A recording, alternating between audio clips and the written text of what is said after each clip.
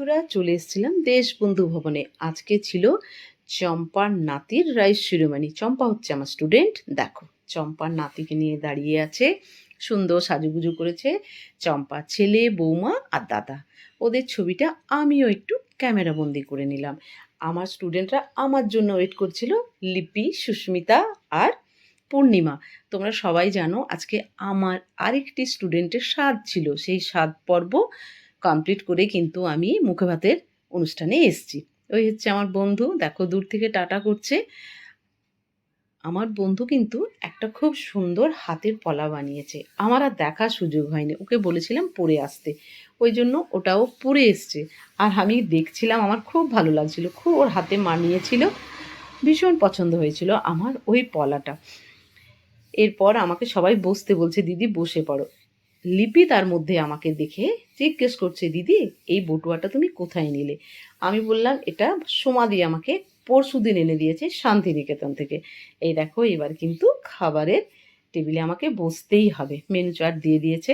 ফার্স্টে দিয়েছে fish cutlet. আমি ভীষণ পছন্দ করি ফিশ কাটলেট, লোভ সামলাতে না পেরেই সোজা হাতে নিলাম। ভাত, আলু ভাজা, শাক ভাজা কিন্তু দেওয়া হয়ে গেছে, ডালও দিয়ে দিয়েছে।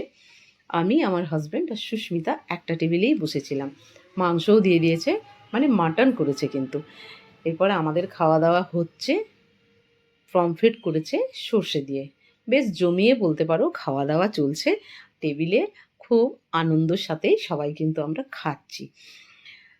এই দেখো, আবার দিয়েছে কিন্তু মাটন, দুরকম মিষ্টি, পাঁপড়, চাটনি, ওইগুলো তো থাকবেই অনুষ্ঠান বাড়িতে। এই হচ্ছে চম্পার ছেলে, একটি মাত্র ছেলে চম্পা।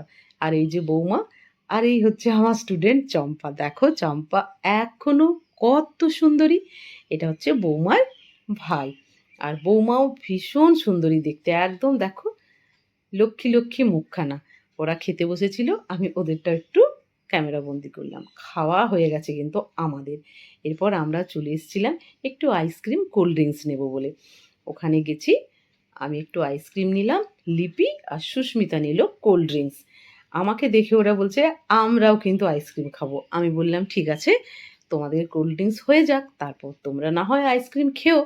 এইভাবে আনন্দ করতে করতে চলছিল। ওই দেখো আমার হাজব্যান্ড মশাই, সে একটু কোল্ড ড্রিঙ্কস নিয়ে এখানে আর থাকবে না।